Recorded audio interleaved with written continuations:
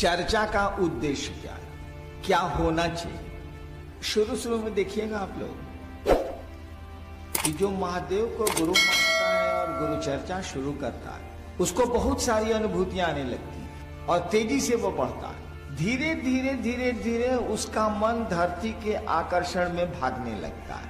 अब वो चर्चा से कमाना चाहता है पैसे, चर्चा से कमाना चाहता है सम्मान, चर्चा से लेना चाहता है सुविधा, चर्चा से लेना चाहता है अपनी वरीयता, अपना वर्चस्व, उससे लेना चाहता है। कहेगा आपको कि जानते हैं मणिकांत जी, हम 5 साल पहले शिव को गुरु माने थे, ओह क्या मजा था, ओह क्या अनुभूतियां थी साला, लगता था कि सूरज को पूरब से पश्चिम उगा सकते हैं हम। अब थोड़ा गड़बड़ हो गया है, चर्चा तो करते हैं लेकिन वैसी कोई अनुभूति नहीं आती। कुछ गड़बड़ नहीं हुआ, साले के मन में गड़बड़ी हो गई, उसका अहंकार फेंक दिया। वो बुझ रहा है कि इलाका वाला हमको चिन्ह रहा है कि नहीं, हम यहाँ के जोनल संयोजक हैं। साले चूतिया। अब देखिए, अब जोनल संयोजक हैं, ये दिमाग में आ गया, शिव गुरु भारी नहीं रह गए, पद भारी हो गया, आदमी को कहां से अनुभूति मिलेगी। पैसा भारी हो गया, शिव गुरु की अनुभूति उसको कहां से मिलेगी। शुरू शुरू में तो एक ललक रहती है, बाद में धरती उसको पकड़ने लगी। उसका दोष नहीं है, पकड़ने लगती है। वो जब मेरे पास आएगा, 4 सुंदर सुंदर वचन बोलेंगे हम ना, तब उसको लगेगा कि वो हम सीनियर हो गए, लेकिन तब वो माधवचोद बहनचोद तो होता है हमको, ठीक रहेगा। अब मेरे पास नहीं है तो धीरे धीरे धीरे धीरे उसका अहंकार चढ़ता चला जाएगा, चढ़ता चला जाएगा। गुरु चर्चा का उद्देश्य क्या है, मूल बात पहले समझ लीजिए। मुझको मेरे गुरु ने कहा था 1984-85 में, तुम जो करते हो कहते नहीं हो, तुम जो करते हो कहते नहीं हो। मैंने कहा मैं जो करता हूं सो कहता हूं। हम बहुत पूजा पाठ में ठगाए हुए हैं, इसीलिए जो करेंगे सो कहेंगे। उन्होंने कहा असत्य बोलते हो, झूठ नहीं कहा असत्य बोलते। असत्य का मानी होता है जिस सत्य को आप नहीं जानते। असत्य का मानी होता है जो जिस सत्य को आप नहीं जानते हैं और बोल रहे हैं। झूठ का मानी होता है सत्य आप जानते हैं तब नहीं बोल रहे। जैसे एक छोटे बच्चे से आपने पूछा दूधू कितना होगा बउआ, वो उंगली पर जोड़ा, बोला दूधू 3। जोड़ने में उसने गलती कर दी है, 3, लेकिन वो झूठ नहीं बोल रहा है। कहा कि वो जोड़ के उसको 3 आया है तो दूधू 3 बोल रहा है। कहा जाएगा दूधू 3 तो होता नहीं है, तो कहा जाएगा बच्चा असत्य बोल रहा है, दूधू 3 होता ही नहीं है। लेकिन झूठ भी नहीं बोल रहा, उसके जोड़ में आया है 3, तो क्या बोलेगा। इस अगर आप जानते हैं 2 1 3 होता है और तब बोल रहे हैं 4, तब आप झूठ बोल। कि आपको मालूम है कि 2 1 3 होता है, तब दूसरे को आप 4 बोल रहे हैं, तब झूठ बोल। तो मेरे गुरु ने मुझको कहा असत्य बोलते हो। मैं उस समय असत्य का माने नहीं जानता था, मैं समझता था असत्य का मानी झूठ होता। तो मुझको थोड़ा खराब लगा, क्योंकि महादेव जैसा कुछ दिख तो नहीं रहा था, एक आवाज आ रही। हमने कहा जी ना, मैं असत्य नहीं बोल रहा। तब उन्होंने पूछा क्या करते हो। सवाल था कि जो करते हो सो कहते नहीं हो। तब वो आवाज ने पूछा हमसे कि तुम क्या करते हो। उस समय मैं लोगों को शिव शिष्य बना रहा था, बहुत कम लोगों को, लेकिन बना रहा था। मधेपुरा में उस समय में मैजिस्ट्रेट था। मैंने कहा जी दूसरों को शिव शिष्य बनाते हैं। आवाज ने कहा जो करते हो दूसरों को करने को कहो। पहले पूछ लिया क्या करते हो, मैंने बताया कि दूसरों को शिव शिष्य बनाते हैं। फिर हाँ नहीं पूछा उन्होंने करने को क्या कहते हो। अब तो काठी हम गिनिए दिए थे तो चुप हो गए, गलती तो हमसे हो ही गई। करने को साधना कहते थे, अपने लोगों को शिव शिष्य बनाते थे, शिव शिष्य बना देते थे। अब उसको पूजा सिखलाते थे, ऐसे सिद्धासन लगाइए, ऐसे करिए, ऐसे करिए, ऐसे ध्यान करिए, ऐसे मंत्र जपिए, उसको ही बताते थे। जब उन्होंने कहा, हमसे पूछ लिया कि क्या करते हो, मैंने बता दिया। करने को क्या कहते हो, तो हम चुप हो गए कि साला तो गिनती में हमसे गलती हो गया।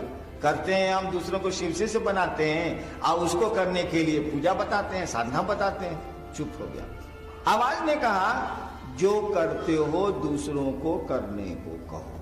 एक मेरी आदत है कि मुझको जब आप हरा दीजिएगा कोई चीज में तो हम हारेंगे नहीं।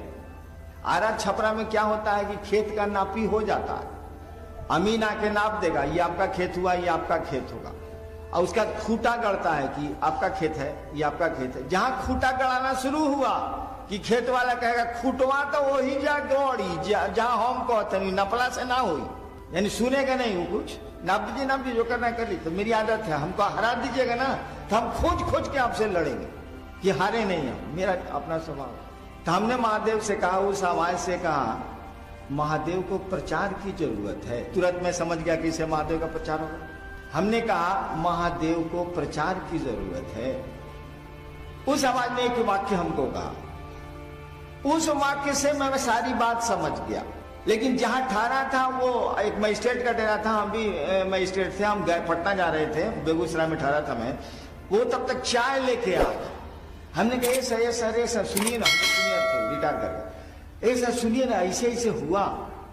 तो बोले कि हम लोग कुछ जानेंगे तब ना महादेव का चर्चा करेंगे। उसके बाद तो वह वाक्य मैं समझ तो गया लेकिन भूल गया। जब भी कोई बहुत ऊपर की सत्ता आपसे कुछ बोल रही है उसको काटिए मत, सुन लीजिए चुपचाप। रोहतगी साहब आए थे, मजिस्ट्रेट साहब, भीतर से चाय लेके, हम उनको कहा वो काट दीन, और उस समय आवाज वहीं पर खड़ी होगी, बस वही भूला गए, हम भूला। यानी गुरु का आदेश था तुम जो करते हो दूसरों को करने को कहो। हमसे उन्होंने पूछा था तुम क्या करते हो, हमने कहा था दूसरों को शिव शिष्य बनाते हैं, दूसरों को महादेव का चेला बनाते हैं। उसमें शुरू कर दिया था मैंने। गुरु चर्चा का उद्देश्य दूसरों को शिव गुरु से जोड़ना है, गुरु चर्चा का उद्देश्य दूसरों को शिव शिष्य बनाना है, और कोई इसका दूसरा उद्देश्य नहीं है। मैंने तो देवघर में कई बार इधर मैं लगातार मैंने कहा है कि आप तिजारत करिए, आप व्यापार करिए, कोई दिक्कत नहीं है। वो सम्मान खरीदिए, पैसा लीजिए, पद धरिए, कोई दिक्कत हम लोगों को नहीं है। लेकिन कम से कम महादेव के काम में तो तिजारत छोड़ दीजिए, पटवारी बुद्धि छोड़ दीजिए, व्यापार छोड़ दीजिए, बाकी दुनिया में करिए ना, क्या आपको रोक रहा है? कम से कम अपने गुरु के मामले में व्यापार छोड़ दीजिए। बाकी जहां व्यापार करना है कि करिए, जहां तिजारत करनी है करिए, के रोक रहा है? दुनिया तो उसके बिना चलती ही नहीं। और व्यापार को प्यार से भारी दुश्मनी है। जैसे रोशनी को अंधेरे से दुश्मनी है या अंधेरे को रोशनी से दुश्मनी है, प्यार को व्यापार से भारी दुश्मनी है। अगर व्यापार में आप प्यार को ले आया, व्यापार बैठ जाएगा। अगर आप ले आए हैं व्यापार में प्यार को, व्यापार बैठ जाएगा। अगर प्यार में व्यापार को लाइएगा, प्यार बैठ जाएगा। दोनों का आपस में भारी बैर है। प्यार और व्यापार एक साथ रह ही नहीं सकते, मोहब्बत और तिजारत एक साथ हो ही नहीं सकती। दोनों दूसरे को एक दूसरे को मारेगा। व्यापारी हैं आप, उसमें मोहब्बत कर रहे हैं, सब लुटा दीजिएगा, चला जाएगा व्यापार हवा में। प्यार करते हैं आप, उसमें व्यापार को लाइएगा, प्यार हवा हो जाएगा। उन्हें ठीक है, कम से कम महादेव के काम में तिजारत छोड़ दीजिए। महादेव के जो गुरु का आदेश है उसमें व्यापार बंद कर दीजिए। उसमें पद ना देखेंगे, उसमें धन नहीं देखेंगे, उसमें सम्मान नहीं देखेंगे, कोई दिक्कत नहीं है, बहुत बढ़िया चलेगा। क्यों ऐसा मैं कह रहा हूं? गुरु आपकी चेतना का परिमार्जन करते हैं, उनसे संबंध बना के रखिएगा ना तो धीरे धीरे सारी चीजें ठीक हो जाएंगी, सब कुछ सुंदर हो जाएगा। गुरु से ही संबंध नहीं होगा तो बाकी ठीक कौन करेगा? गुरु ही ना परिमार्जन करेंगे, गुरु ही ना हमारा आपका शुद्धिकरण करेंगे। उनसे संबंध बढ़िया से बना के रखिए, उनके संबंध में तिजारत को बंद कर दीजिए। कोशिश करिए कि नहीं करें, आदत हम लोगों की है वही करते हैं।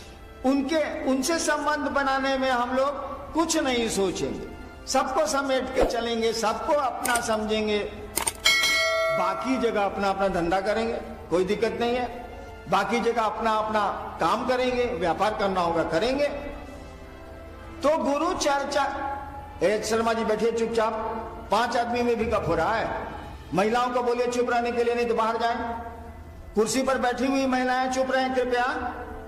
तो उनके पांव में दर्द है इसलिए कुर्सियां दी गई हैं। उनको भ्रम हो गया कि हम बहुत सीनियर हैं इसीलिए कुर्सियां दी गई हैं। ऐसा नहीं है, वो बैठ नहीं सकती हैं इसीलिए कुर्सियां उनको मिली।